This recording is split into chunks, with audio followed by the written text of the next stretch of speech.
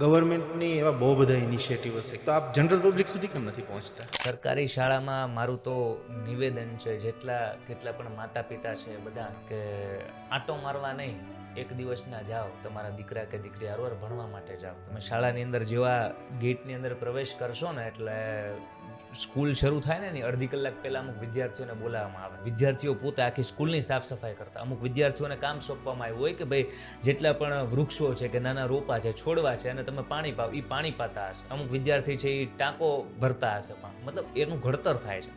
જેવા થોડાક આગળ આવેલશો એટલે બધા ક્લાસરૂમને ચાલુ થાય તો બહાર અલગ અલગ પ્રકારના બોર્ડ માર્યા છે કે ભાઈ વ્યસન મુક્ત સંસ્થા, અને પછી સરકારનો આ અધિનિયમ, આ ને બહુ બધી જે કઈ યોજના છે બધા વિશે લખેલું હશે. એમ સ્ટાફ રૂમમાં જેવા એન્ટર થશો એટલે ઓલા બોર્ડની ઉપર છે અલગ અલગ ચિત્રો કોઈ મસ્ત દોર્યા છે, અથવા કંઈક સરસ વિષય ઉપર લખ્યું છે, કંઈક આર્ટ છે, એ બધું લગાડેલું હશે. આમ જુઓ તો સ્કૂલનું એટમોસ્ફિયર આખું જોરદાર છે. ગવર્મેન્ટે સ્કૂલ સુધી પોગાડ્યું છે અને સ્કૂલનું બધું છે એ દેખાય પણ છે. પણ મેં કીધું ને, ઘડતર તમને દેખાણું. ઓલા સ્ટુડન્ટ્સ જે શિસ્તમાં હતા કે આવીને તરત સૌથી પહેલા અડધી કલાક આખી સ્કૂલની સાફ સફાઈ કરે છે ને આ બધી વસ્તુ.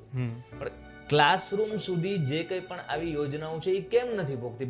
બારથી બધું આમ સાફ સુથરું કેમ રાખવામાં આવે છે? એટલે મુદ્દો ન્યા છે.